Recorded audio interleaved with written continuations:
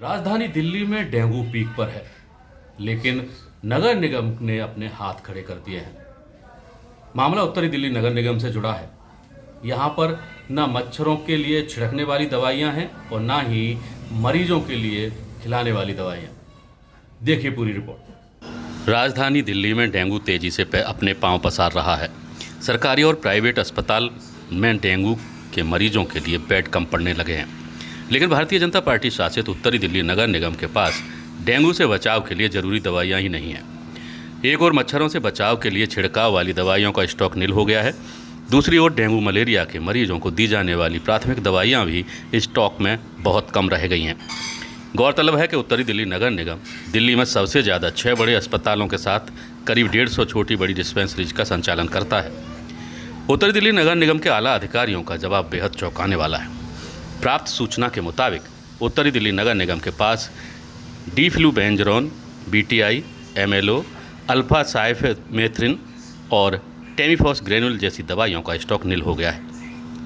Alpha साइफमेथ्रिन, temephos granule, मेलाथिन technical और सिप्लेनोथ्रिन जैसी दवाइयों की खरीदारी अभी टेंडर प्रक्रिया में फंसी हुई है। डिफ्लूबेंजरोन नाम की दवाई की खरीदारी तो की गई है, लेकिन यह अभी परीक्षण के दौर से गुजर रही है। ऐसे में राजधानी में तेजी से पैर पसार रहे डेंगू के साथ लड़ाई में नगर निगम के योगदान को अच्छी तरह से समझा जा सकता है।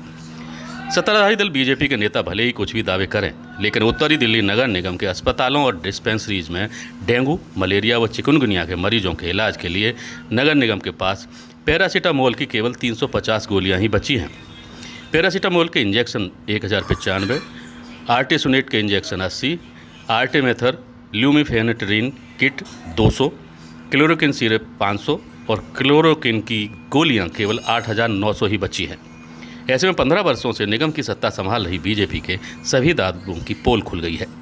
इस बारे में उत्तरी दिल्ली नगर निगम में विपक्ष के नेता विकास गोयल का कहना है कि डेंगू इस समय पीक पर है और बीजेपी नेता दवाइयों की व्यवस्था नहीं कर पा रहे हैं। देखिए, ये बड़ा दुर्भाग्यपूर्ण है कि पिछले सालों की तुलना में इस साल डेंगू के काफ़ी केस आ रहे हैं। अब इसमें 2-3 चीज़ें हैं कि आज हमने हाउस में हम डेंगू पर चर्चा करना चाहते थे, लेकिन आपने जो माहौल देखा, हमारे सवाल का जवाब नहीं मिला और भारतीय जनता पार्टी ने अपने हर बार की तरह एजेंडा पास किया और हाउस नहीं चलाया। हमने आज शॉर्ट नोटिस के माध्यम से पूछा कि डेंगू के लिए जो एंटी लार्वा दवाई होनी चाहिए वो आपके पास कितनी है। तो बड़ा हैरानी वाला है कि जिस टाइम डेंगू पीक पर चल रहा है, अस्पतालों में जगह नहीं है, हर तीसरे चौथे घर में डेंगू का पेशेंट है, तो जवाब मिला कि शून्य है। मतलब इनके पास दवाई ही नहीं है और जो दवाई इन्होंने अभी खरीदी है, जो इनको अप्रैल में खरीद लेनी चाहिए थी। और इसके लिए एक चीज़ हो रहा है, इसके लिए जो भी फंड है, जो भी पैसा है, सारा दिल्ली गवर्नमेंट देती है। इसमें इनको पैसे की भी कोई कमी नहीं है। ये अप्रैल में इनको खरीद लेनी चाहिए थी, अभी तक नहीं खरीदी, अब जाके इन्होंने खरीदी है। अभी भी वो सैम्पलिंग के लिए गई हुई है।